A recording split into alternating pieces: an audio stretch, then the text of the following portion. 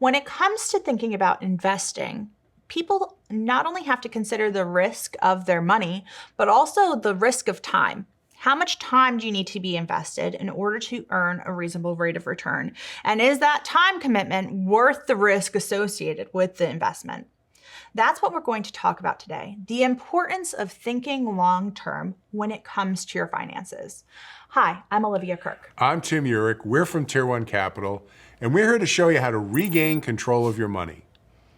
When it comes to thinking about money, saving, investing, it's important to think about time frames, right? And think about what to expect over a certain amount of time. And there's an old Chinese proverb: the best time to plant a tree is 20 years ago. The second best time is today. And that really outlines that you can't go backwards, but you can make decisions today that will set you up for success going forwards. And you know, when Nelson Nash wrote his best-selling book, Becoming Your Own Banker, he had the human factor. And one of them was thinking long-term. And I gotta tell you, Nelson Nash was trained as a forester, and they think 70 years in advance. And like Nelson would say, I'm probably not gonna be here, but somebody is going to benefit from my long-term thinking. And that gets me thinking about infinite banking, because it is definitely the long game, right? You're gonna finance things over the entirety of your life. And just think about the amount of interest you're gonna pay if you're borrowing, or the interest you're giving up if you're paying cash. That's gonna be a huge pile of money. And somebody could recapture that interest you're either gonna pay up or give up through the death benefit of the policy you set up to finance all of those things that you're buying over your lifetime. And that got me thinking that we live in a society where we want instant gratification, and infinite banking is the long game. You have to think long term. Exactly. And I think a key component of that is starting now and starting where you're comfortable, right? Whatever your cash flow will allow you to save comfortably on a monthly or annual basis, start with that. And you could always build from there. As circumstances change, as your job changes, as you earn more money, maybe you start a business, maybe as we clean up your debt, your cash flow becomes more efficient. And especially as you see how this process works and how it could impact your life going forward, you're going to want to put in as much money as possible into this extremely efficient way of saving.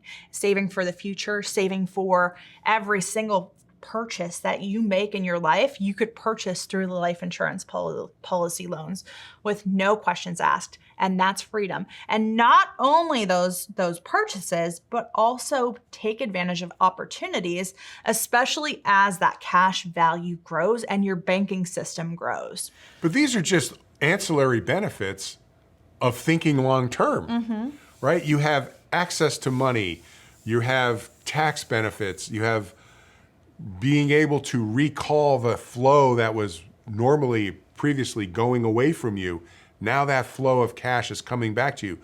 All of this emanates from the initial decision to think long-term. And thinking long-term is never a bad thing. Your future self is going to thank yourself today for the decisions that you're making, right? You want to put yourself in a position in the future where you have this pool of money. And with that pool of money, it's not just any pool of money. It's sheltered from tax, it's sheltered from creditors, and it's accessible all along the way because, you need to be saving. Ideally, the magic number is 20%, but maybe you start at 5% or 10% and you build from there. And as you do that on a consistent basis and build up that compound interest curve, money and time, you're going to have access to more and more money and have access to more and more opportunities as time goes on. And that's really the key of thinking long term. Starting now and setting yourself up for the most options in the future. Yeah, and that's a good point, right? Your future self will be thanking you for the decisions you made today. Now, there's a lot of things my future self needs to talk to, the guy who was the teenager and a lot of those stupid decisions that we made. But I got to tell you, there are certain decisions that I did make thinking long term that have actually paid off. Those instant gratification decisions, I'd like a couple do-overs on those. Yeah, we don't necessarily know the outcome when we're making those decisions. But I could tell you with the life insurance policy, we have little to no risk, right? We have guarantees by the insurance company with this life insurance contract associated with it. We have guaranteed access. We have tax benefits. Like I said, we have the creditor protection, not to mention the death benefit that's going to go on to our family named beneficiary business at the time of our death to recapture the finance costs for our entire life, right? So think about that pool of money that, we talked about earlier of all the interest and all the interest paid and all the interest you didn't earn.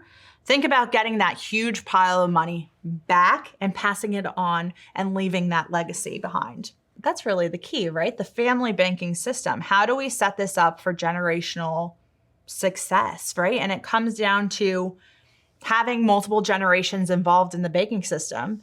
And as you build up those pools of money, actually using it, right? Putting it to work. You have access to that money. Yeah. Why not use it so that everyone could finance their purchases through this banking system? And then as windfalls come in, i.e. death benefit, we're able to roll it into more policies because the family knows how to put this process to work for them.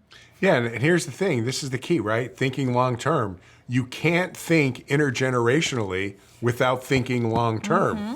So it goes hand in hand. And this concept has generational wealth built into it. Exactly. It is such a tight system. It's amazing. Right. And it's some of the most valuable dollars that your family will be able to put their hands on, right? Think about it. If you're passing on an IRA or qualified plan, the family has rules on how quickly or how slowly they are going to access that money. They have to pay taxes at their tax rate when they access that money. And so it looks like you have, let's say, $100,000, but you really only have $60,000, and it's increasing the taxes, right? So it doesn't feel good to pull money from those qualified plans, when people have to or want to do that.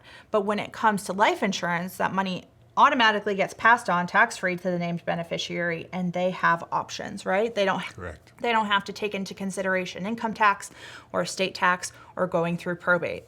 Again, these are all the ancillary benefits of thinking long term. If you'd like to start thinking long term and put this process to work for you, your family, and your business, check out our website at tier1capital.com to schedule your free, no obligation strategy session today. We'd be happy to chat about your specific situation and how we could make it as efficient as possible and how to put you in the most control possible. Also, if you like this video, be sure to check out these two. We picked them out special for you. Don't forget to give us a thumbs up and hit that subscribe button. Thanks again for watching our video. And remember, it's not how much money you make. It's how much money you keep that really matters. We'll see you in the next one.